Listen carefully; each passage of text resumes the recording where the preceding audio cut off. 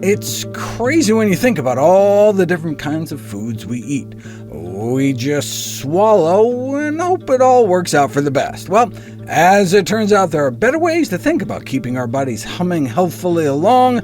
Welcome to the Nutrition Facts podcast. I'm your host, Dr. Michael Greger. Today we look at the health effects of food additives, and on our first story, Nutrition Facts senior research scientist Dr. Christine Dennis asks, do the reactions ascribed to monosodium glutamate, MSG, represent a menace, myth, or marvel? Reducing sodium intake by 30% could save the lives of more than 40 million people. And guess what can reduce sodium intake by more than 30% in standard recipes? Substituting traditional salt with monosodium glutamate, commonly known as MSG. But what about Chinese restaurant syndrome, reported in a 1968 letter to the New England Journal of Medicine, characterized by numbness on the back of the neck, general weakness, and palpitation?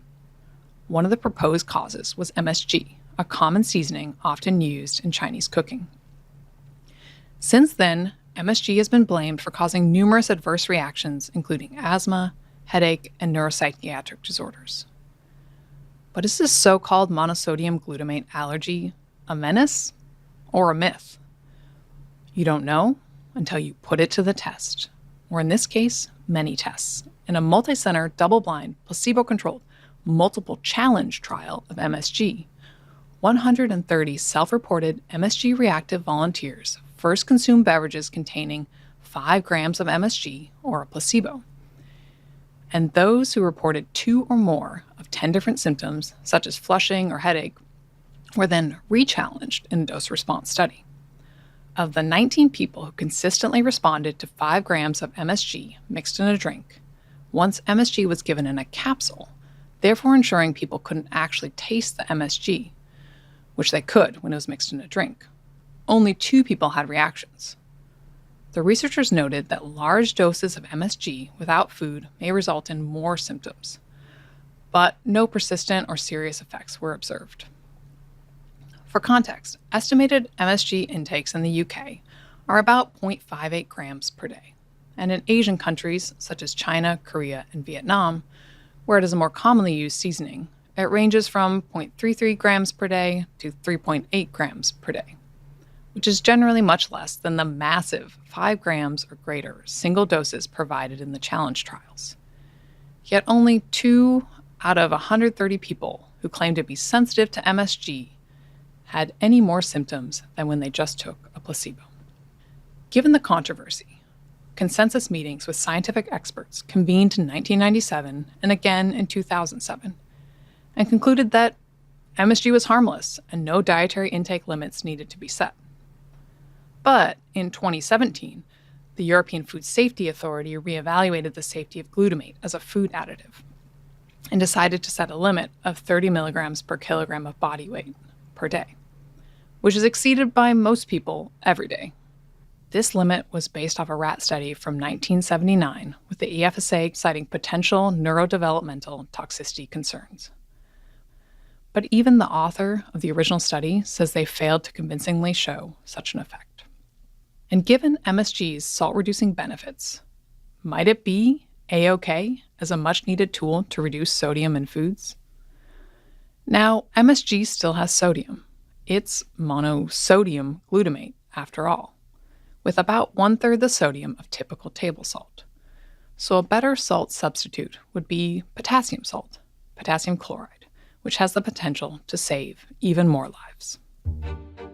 Did you know the consumption of phosphorus preservatives in junk food and injected into meat make damaged blood vessels, accelerate the aging process, and contribute to osteoporosis?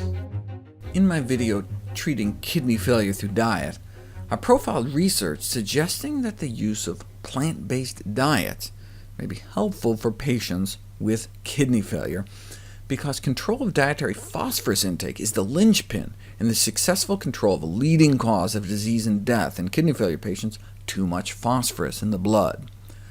But now we're beginning to realize that absorbing too much phosphorus isn't good for anyone.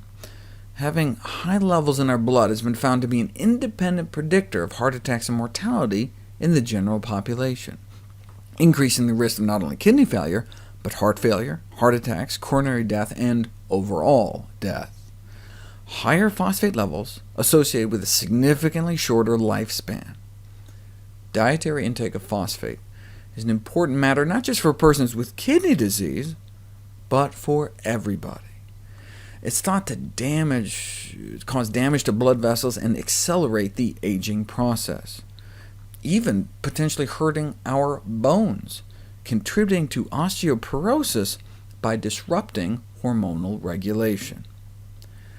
The estimated average requirement of phosphorus is less than 600 a day, but the estimated average intake is nearly twice that in the United States. How do we stay away from the stuff? Well, if you look at nutrient tables, it looks like many plant foods have as much phosphorus as many animal foods. So why are plant-based diets so effective in treating kidney failure patients? Because most of the phosphorus in plant foods is found in the form of phytic acid, which we don't digest, so the bioavailability of plant phosphates is usually less than 50%. See, only a third to a half of plant phosphorus may be absorbable, whereas most animal products are all up around 75%. So when you adjust for how much actually gets into our system, you see plant foods are better. It's like the absorption of heme and non-heme iron. Our body can protect itself from absorbing too much plant-based iron, but can't stop excess blood-based or heme iron from animals slipping through the intestinal wall. The worst kind of phosphorus, absorbed nearly 100%, are phosphate additives, added, for example, to cola drinks. Why would they do that? Otherwise, cola drinks would be black. Without the added phosphate, there would be so many glycotoxins produced that the beverage would turn pitch black. Thus, cola drinks owe their brown color to phosphate.